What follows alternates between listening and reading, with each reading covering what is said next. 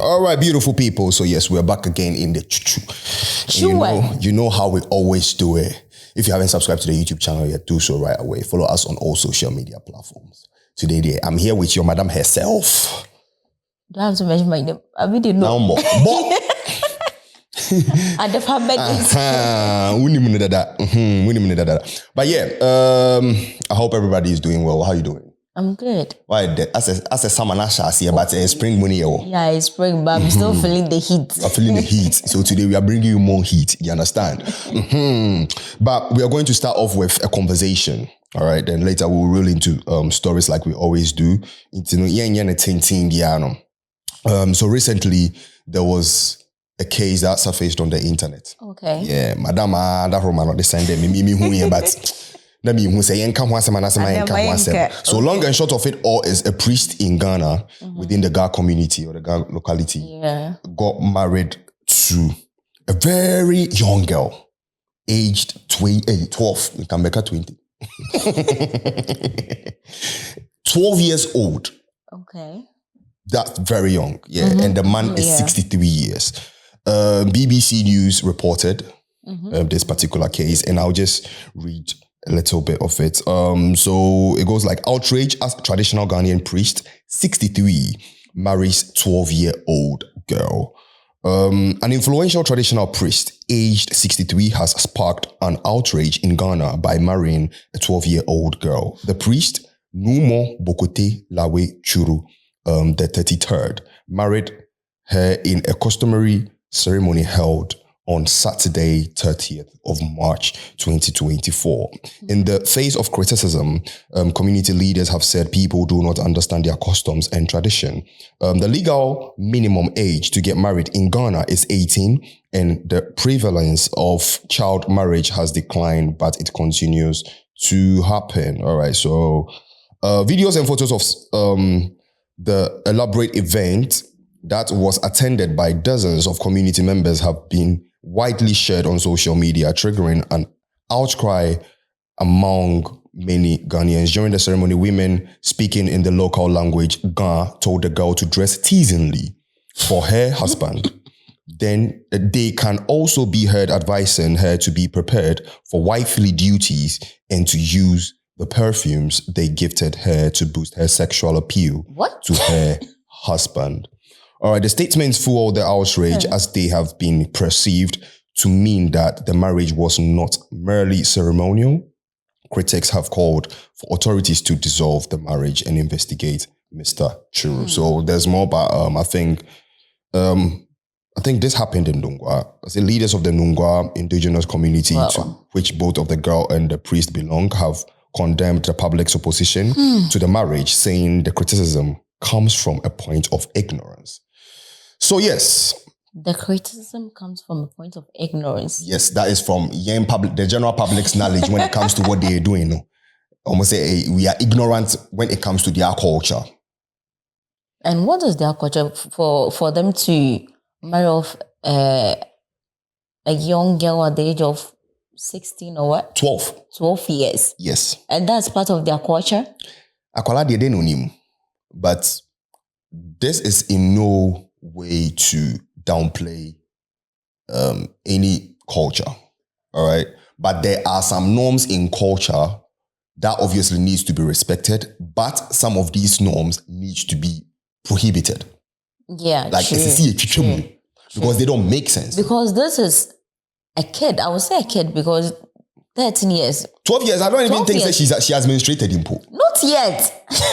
Like, it doesn't even add up. Then this child doesn't know what is good or what is bad for her yet. She might. Because if you know your mom and papa. Oh, please, what is mom and papa? You at age 12, what didn't you do mom and papa? I wasn't doing mom and papa.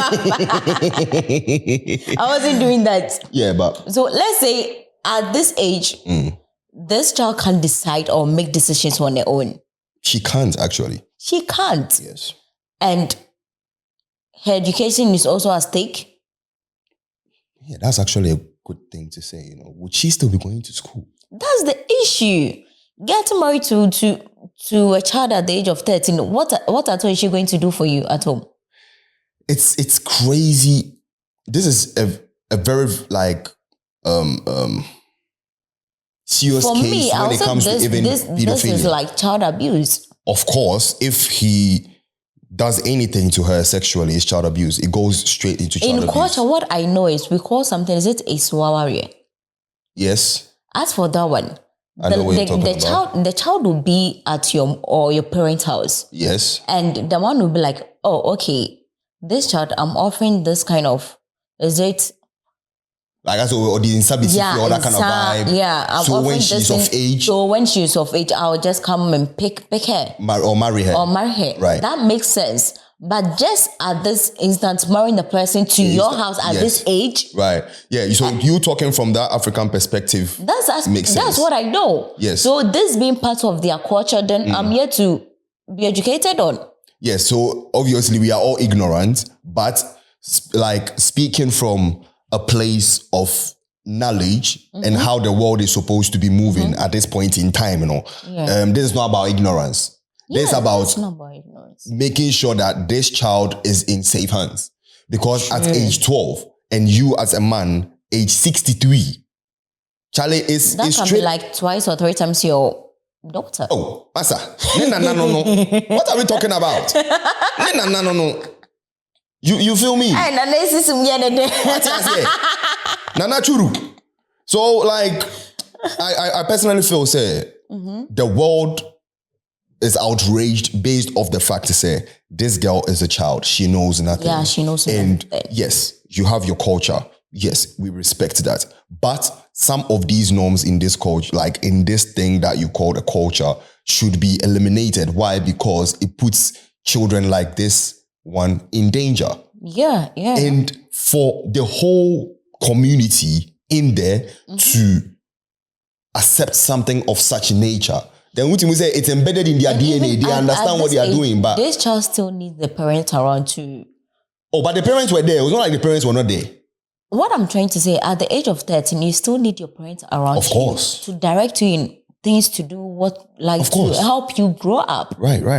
That's very true. That's very true. That's very, very, very true. But it's just sad that things of this nature still happen in Africa, because when the outside world sees stuff like this, the first question they ask is, aren't there laws in this country? Why is this supposed to be happening in the first place? And the other question is culture and tradition above the laws of the country? That's actually a good question. I don't think tradition and culture is above the law when it comes to laws that govern a country. Nevertheless, laws respect culture. Okay. It respects tradition. It respects religion. Okay. Do you get my point? Say, for example, this is just a little bit off topic. Say, for example, the French government is in alignment with the French Football Association. Okay. Eliminating Muslims from I think they're doing Ramadan and stuff like that. Yeah. Like when you're doing that, you can't be playing anymore. Okay. Do you understand? So it's like it goes against, at that point in time, what they are planning is going against religion. And that is not fair on every Islamic player in there. Do you get my point? Exactly. So like regardless, they need to respect the traditions of the land. They need to respect the religion of the people. They need to respect the culture. But things that are in the culture or that are of the tradition in each ethnicity or ethnic group, like the negative sides of it can't go over the law. It's not above the law. A vivid example is what we are talking about right now. Do you understand? Because this goes against the law. And like they're saying, this marriage needs to be dissolved instantly. And this man needs to be questioned. If there's anything that has happened to the lady or to the girl right after that marriage, that man needs to face the law. And it ends there. It's not even up for conversation. Do you understand me? But you see how... Because I'll see that in the olden times, people used to do that whereby you actually give something to, shall I say, you go for a loan from someone who is rich or in the village or in the community. Right. Then if you're not able to pay for the loan, you give your daughter out. Yeah, but those were back in the days. That's what I'm saying. Yeah, but right now we are in the modern day, so things like this, it needs to be stopped. Yeah, and let's not talk like we are in some Nigerian movie. You understand? Let's not talk or think like we are in some Nigerian movie. We are in real life. You understand me?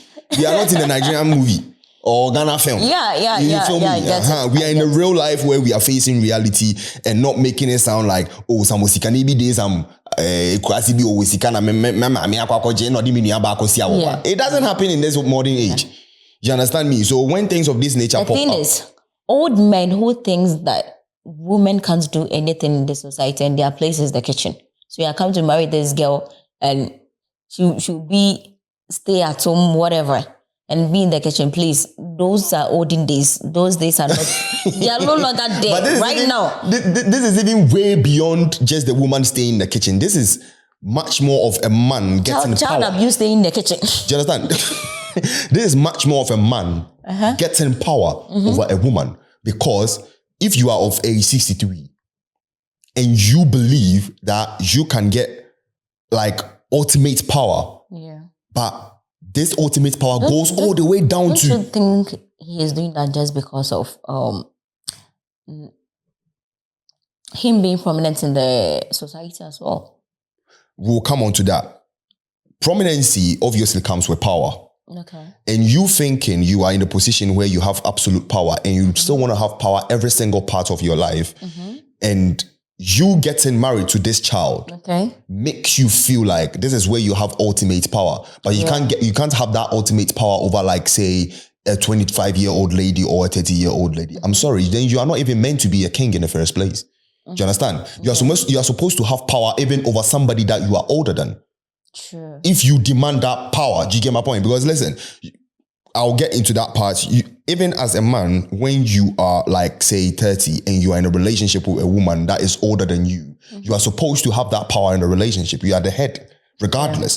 So if you can't have that power, you are a king or whatever, or a chief or whatever that he is. And you feel or believe you can't have power over like your age mate or someone just 5 years below you, or someone a year or two older than you, but all the way down to 30 to your age divided by 4. Charlie, what will they talk for here? Do you understand me? That means you are not even worth being the chief. True. And you are covering it up with what? Culture. And telling us that we are ignorant. Nah, you are ignorant about your own self. You don't even have power over your own self. You feel me? Yes, I know some of the, like, some Ghana people might feel some sort of way with this sort of statement I'm making, but if this is not seen to, I personally believe like it can get to a part where it will end up really bad. And if this is something that the law doesn't act like upon that and just say, oh, we are respecting culture, Charlie, it will end in some way. Nevertheless, you're talking about prominency. I don't think this is really part of their culture. But they are saying that we are ignorant about what they are doing. So it's part of their culture. They are just using the word culture just to cover up whatever they're doing. Exactly. It's like a video example is like, you remember there was a video that was circulating a couple of months ago. There was this, it happened in Asia. There was this old priest kissing kids. One kid came, I think the kid had to lick his tongue. What? Yes, but and it's crazy. People were outraged for that video, and they were saying, we don't understand their culture, but yet the man had to come out and apologize because he didn't know that the world was not abrupt with that part of their culture. You understand me? Nevertheless, if the family had to sue the man, and I will go through instantly. You get my point? True. And this one, the family were there. The family of the girl was there. They're actually getting something beneficial. What you say? This one too, the family of the girl was there. Are they going to take it? Are they going to make sure the law, like the man faces the law? I don't know. Do you get my point? But for us to get more insight on this, I mean, our fellow co-host, IvanTheChase, is also Ghana.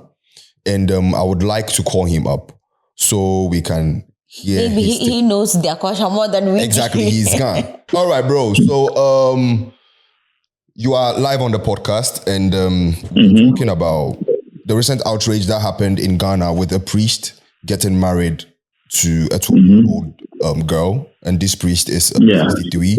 For context, I already told the people that he's known as Numo Bokote Lawe Churu 33rd. So yes, I mean, I know you've heard this particular story, and we would want to hear your side of things. You being a guy, they are saying the world is kind of like ignorant as to and comment on why it's supposed to happen that way. So let us hear what you have to say on this, bro. First of all, let me put it this way. It's something that has been, going on for ages. I think it is now that the world is, advanced to the level that, attention is drawn to what happened or what has been happening. Oh, wow. So, how do you say, the choosing of the queen mother or choosing of the wife for this priest, it is something that is spiritual and customary. In the sense that we have families that these people are chosen from. So right from infancy, they are trained and they are like, more or less like, taught the etiquette to be the wife of a priest. Okay. So what happened is customary. It doesn't necessarily mean that the priest is going to sleep with the girl or is going to treat her as the wife, like on paper. It's just something customary. Like, it doesn't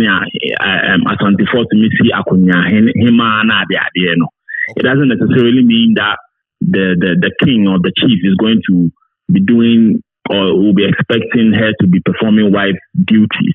It's just something that is customary. And it has nothing, custom has nothing to do with age. As in, it's just like, let me put it in layman's terms, for sure. You understand? So, to me, yes, I understand why the public outcry is coming from, because, yeah, she's underage and, people are even saying that they've pumped her because she has a whole, she's been, like, they've given her some special kind of treatment so that that she's a royal. Of course, you don't expect Prince Charles or any of the kids from the royal family to be treated as like a normal kid. Of course, they have certain privileges.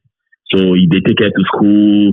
She has like more or less like an aid, like what she wants. She's just given some privileges. So it has made her a bit look older than her age.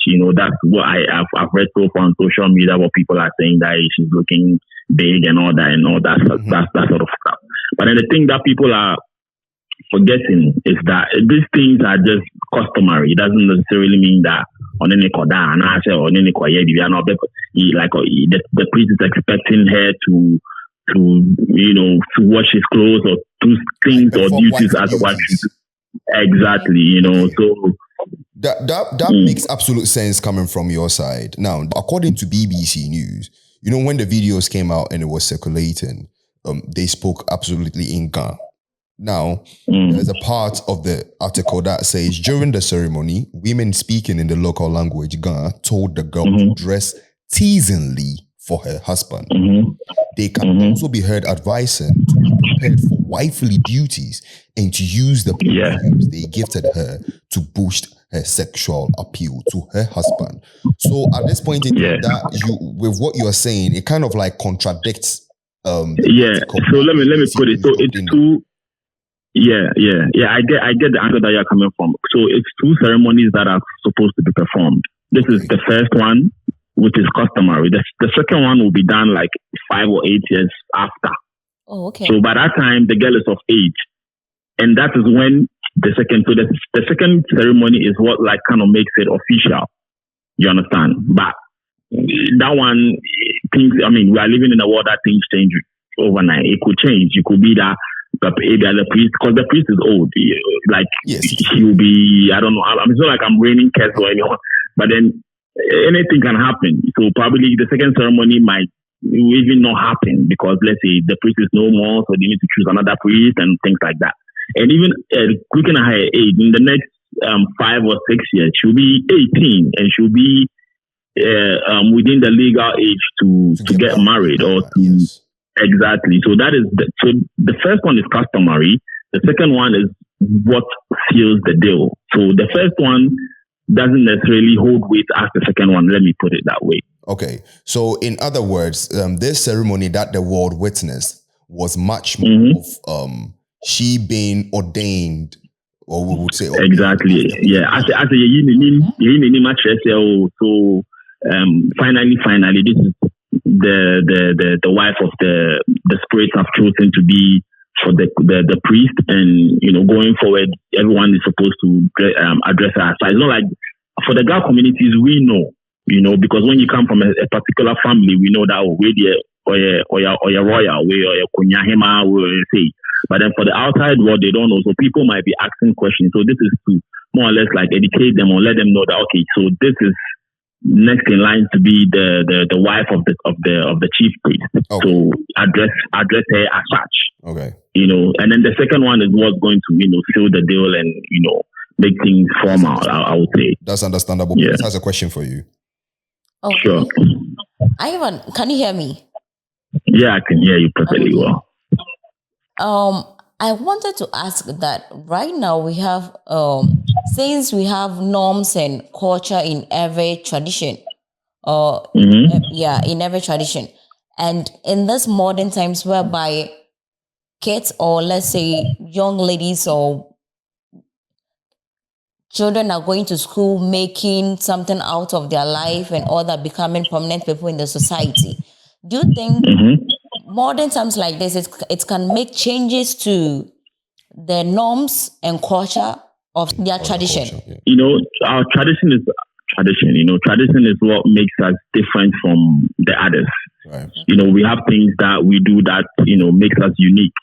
So of course, I get where you are coming from. I believe that going forward, some things should be changed because let's say way back then they weren't fully informed about our pedos and me acting a certain way and me showing my breast to the public. Even with the depot and all these things. I think going forward it should be a little bit how do you call it? A little bit. It should be looked at a little bit, but I also believe that it shouldn't go as far as changing the way we see ourselves, because bear in mind that this is the thing that this is what makes us unique, and these are the things that we do that makes us stand out.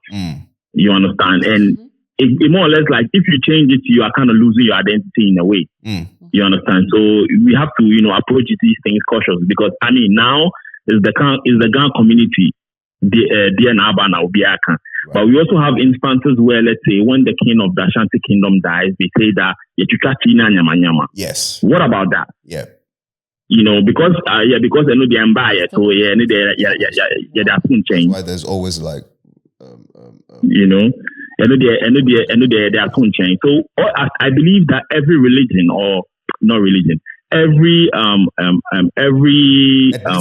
like ethnic group, every ethnicity group, thank you, has something that one way or the other goes contrary to what with the norms or what we claim as to be normal these days. Right. So from the angle that you are coming from, I believe that going forward, some things have to be looked at and try to just tune it a little bit, because in tuning it, we have to try as much as possible not to lose our identity. Yes. Because this is us, this is our identity. What they came to sell to us is not. All right. Thank you so much for the enlightenment on this whole sure. issue. It was great having you on. So yes, guys, that was IvanTheChase on the line. So bro, we go hit you up later then, yeah? Sure, bro. All right, thank you guys too for having me anytime. Right, any day. Okay, all right. Okay, so that was IvanTheChase, beautiful people, and he's enlightened us on things. So with this enlightenment, what's your take now? Because normally we are ignorant. Here we've been schooled. No, I think it's just compared to the Akan tradition, whereby unless a child is above 18 before you can be sent to your husband's house. After that, it's Wawari or whatever they call it. Yeah.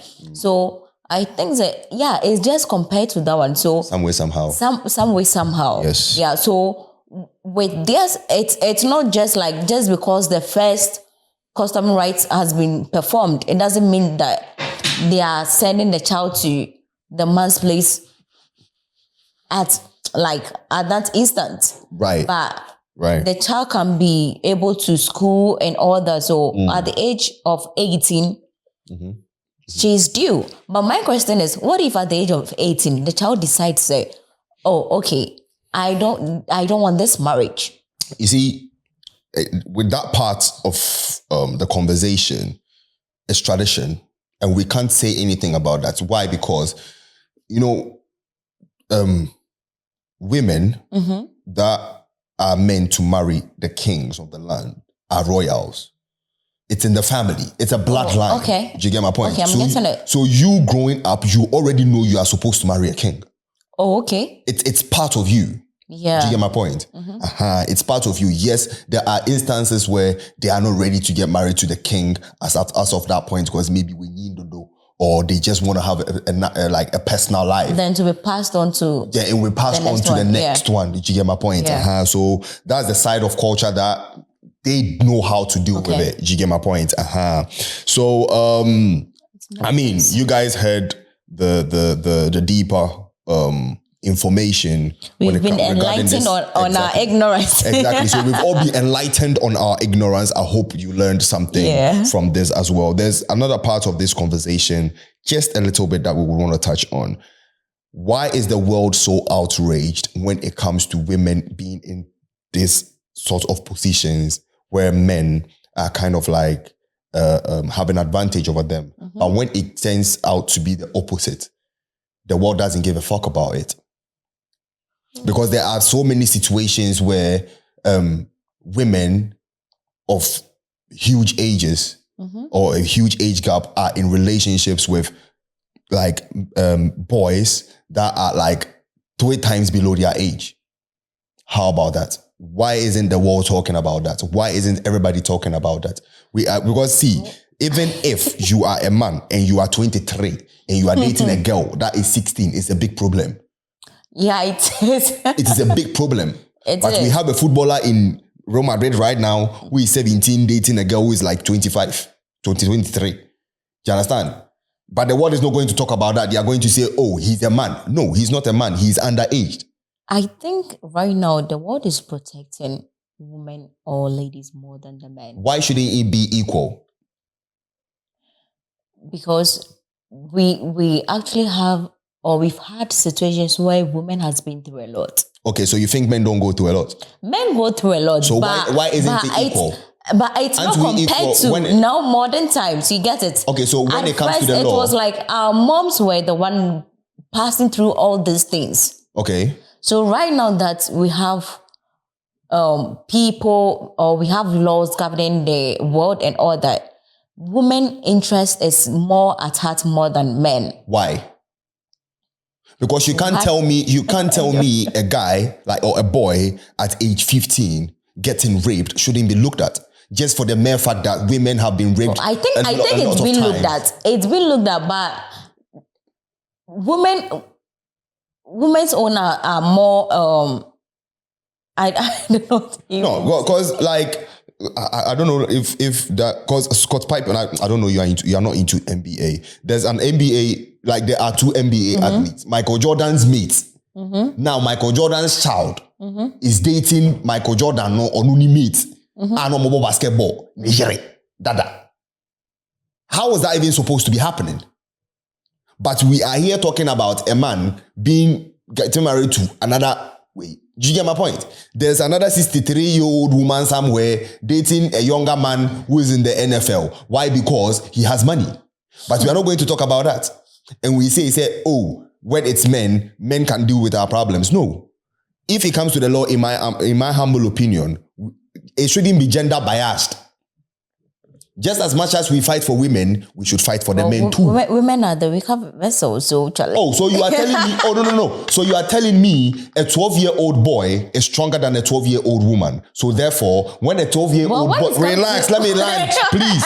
Therefore, when a 12-year-old man, a boy, goes through the same situation as the 12-year-old girl went through, the woman, the girl is not, the girl is weaker, so we should pay attention to the girl.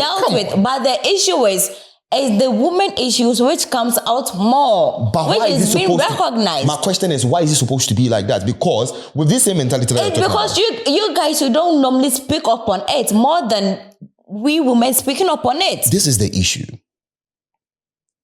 It's not that we don't speak up about it. We do talk about it. Really? We do talk about it a lot. Because how can a small boy be changed by a woman? Because see, there are so many. There was this one time I went to Clubhouse and there was a guy that came on and he was talking about his situation that he's been through with his auntie. Now, this lady has been sexually tormenting this guy. It's not even abuse, tormenting. For like since he was a kid, like 12. Do you understand me? 12 was say 11. Till he was like 16. And okabia ne mami mfino, ne papa mfino. Now, he's not even sexually attracted to a woman. We talk about it, but it's not like we don't talk about it. We talk about it, but you don't listen. You don't pay attention to it. Why? Because we be men? No. I think it depends on what society thinks of you guys. Who is society? We the humans. Me and you na society no. And we change our society anymore. You understand? This is just a general statement. Maybe you, a guy, coming to me to tell me about your problems. I feel like, well, you are strong enough to fight that. Why do you have to get that mentality? That's my question.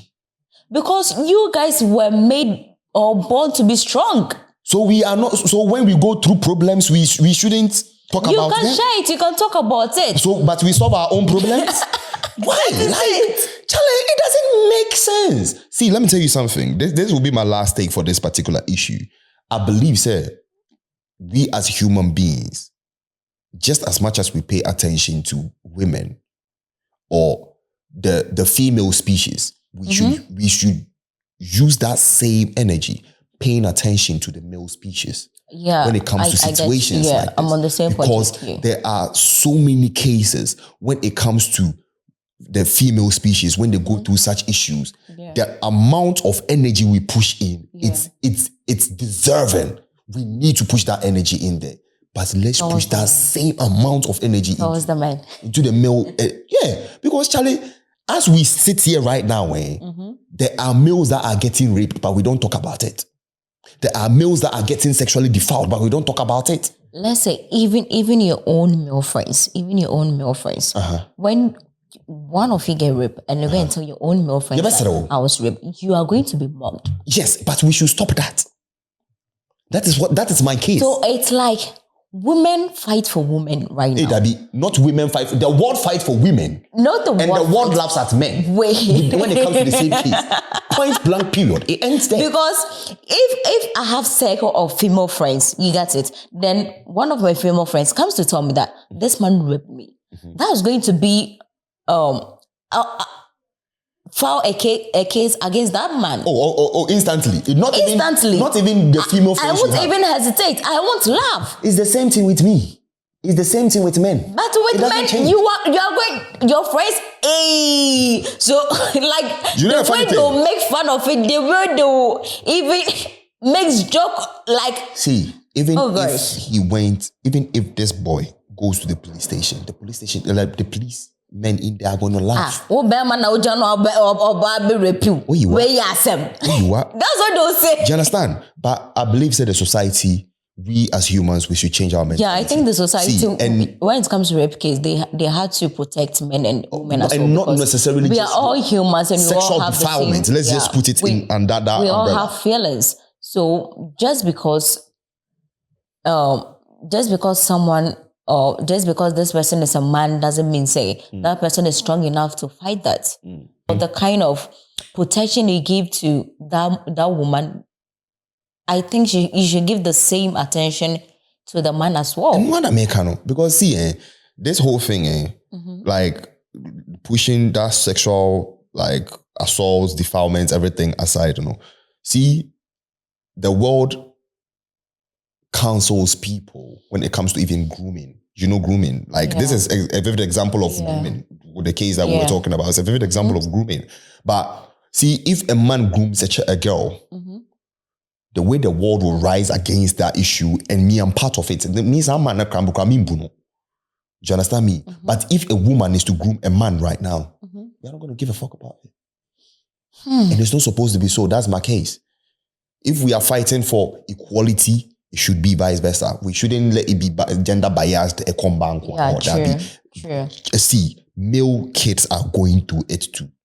Male kids are going through a lot of shit, and they are not talking about it. Like the same as woman voice. Yeah. You get me? So yes, that's my cry when it comes to this particular issue. Let us know what you guys think in the comment section below. Do you have any other thing else you want to say? No, I don't. All right. So this is the part 1 of this week's podcast. Subscribe to the YouTube channel. Let us know your thoughts in the comment section. Stay safe. Well. Yes, we are out of the true web.